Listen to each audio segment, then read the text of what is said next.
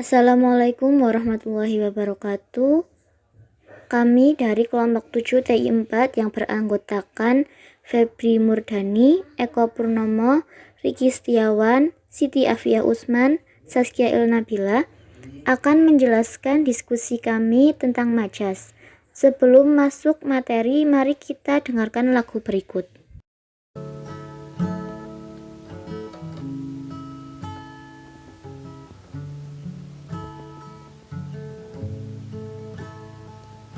Selamat pagi dunia,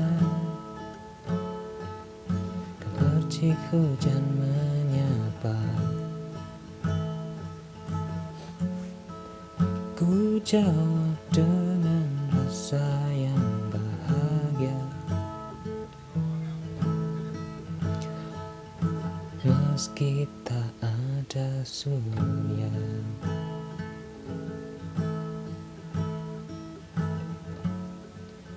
Ku seduh secangkir kopi,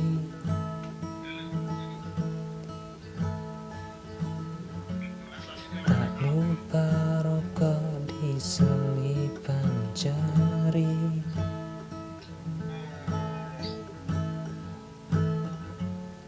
Memandang bunga terbasahi,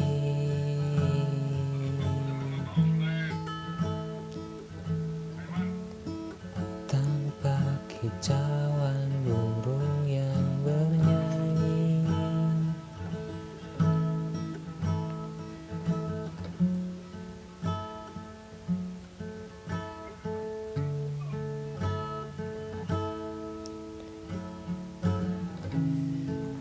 Andai saja kau ada di sampingku, temani pagi.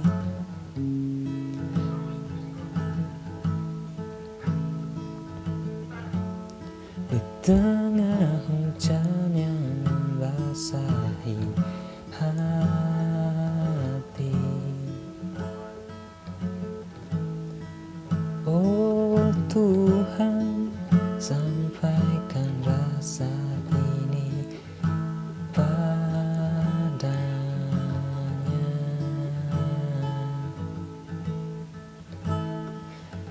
Biarkan dia tahu selamanya akan tetap ada, sampai nanti ku tutup usia.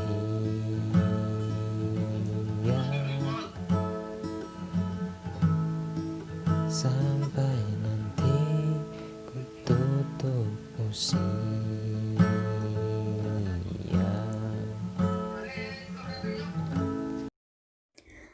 Pengertian majas. Majas adalah gaya bahasa yang digunakan penulis untuk menyampaikan sebuah pesan secara imajinatif dan kias. Hal ini bertujuan membuat pembaca mendapat efek tertentu dari gaya bahasa tersebut yang cenderung ke arah emosional. Biasanya, majas bersifat tidak sebenarnya, alias kias ataupun konotasi. Majas pertentangan. Majas ini biasanya digunakan untuk menunjukkan maksud tertentu melalui kata-kata kias yang berlawanan arti. Macam majas pertentangan. 1. Litotes. Litotes merupakan majas pertentangan yang biasanya digunakan untuk ungkapan merendahkan diri. Padahal fakta kenyataan yang terjadi justru sebaliknya. Contoh, kamu mau main ke gubuk sederhanaku? Kedua, paradoks. Paradoks merupakan majas pertentangan yang digunakan untuk membandingkan situasi sebenarnya dengan situasi sebaliknya, yang saling bertentangan. Contoh, katanya dia merasa sedih. Ia bercerita kepadaku bahwa ia selalu merasa kesepian, sekalipun saat dia berada di keramaian. 3. Antitesis. Majas ini biasanya memadukan pasangan kata yang memiliki arti bertentangan. Contoh, lowongan pekerjaan itu tak peduli tua muda atau kaya miskin. 4. Kontradiksi interminus. Majas ini digunakan untuk menyangkal pernyataan yang disebutkan sebelumnya. Biasanya, penggunaan majas ini disertai dengan konjungsi, seperti hanya, saja, atau kecuali. Contoh, semua murid boleh bermain, kecuali murid yang tidak mengerjakan tugas. Majas perbandingan. Jenis majas ini merupakan gaya bahasa yang digunakan untuk membandingkan suatu objek satu dengan objek lain melalui proses penyamaan, pelebihan, atau penggantian. Di antaranya adalah majas personifikasi. Gaya bahasa ini dapat menggantikan fungsi benda mati yang dapat bersikap layaknya manusia. Contoh, rumput di sana seakan melambai kepadaku dan mengajakku untuk segera bermain bola. 2. Metafora. Metafora dapat meletakkan sebuah objek yang bersifat sama dengan pesan yang ingin disampaikan dalam bentuk ungkapan. Contoh, ajudan itu merupakan tangan kanan dari presiden.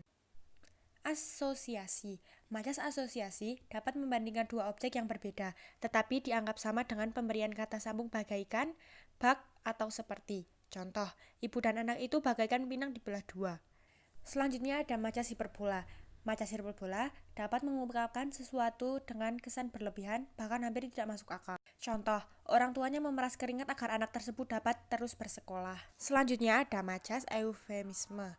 Gaya bahasa eufemisme dapat menggantikan kata-kata yang dianggap kurang baik dengan padanan yang lebih halus. Contoh, tiap universitas dan perusahaan sekarang diwajibkan menerima difabel. Selanjutnya, metonimia. Metonimia merupakan majas yang menyandikan merek atau istilah suatu untuk merujuk pada benda yang bersifat umum. Contoh, jangan lupa gunakan soft text saat haid melanda ya. Simile. Gaya bahasa simile hampir sama dengan asosiasi yang menggunakan kata berhubungan. Bak, bagaikan, ataupun seperti. Contoh, kelakuan bagaikan anak ayam kehilangan induknya. Selanjutnya alegori. Alegori dapat membandingkan suatu objek dengan kata-kata kiasan. Contoh, suami adalah nakoda dalam mengarungi kehidupan rumah tangga. Selanjutnya sinekdok. Gaya bahasa terbagi menjadi dua bagian, yaitu sinekdok pas pro toto dan sinekdok totem pro parte. Contoh, pas pro toto. Tadi aku lihat Dimas di lapangan, batang hidung Dimas belum juga kelihatan.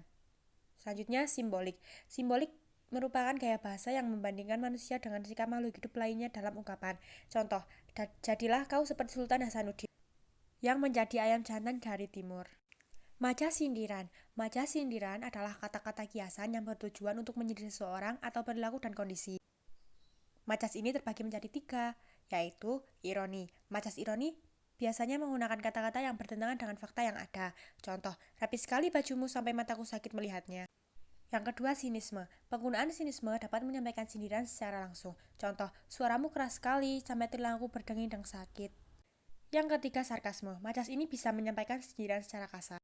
Contoh, jangan berlagak hebat deh, kamu hanya sama masyarakat tahu. Selanjutnya ada majas penegasan. Majas penegasan merupakan jenis gaya bahasa yang bertujuan meningkatkan pengaruh kepada pembicaranya agar menyetujui sebuah ujaran ataupun kejadian. Jenis majas ini dapat dibagi menjadi 7 macam subjenis, yaitu 1. Pleonasme. Majas ini bisa menggunakan kata-kata yang bermakna sama sehingga terkesan tidak efektif, tetapi memang sengaja untuk menegaskan suatu hal. Contoh, Dori masuk ke dalam ruangan tersebut dengan wajah ceria.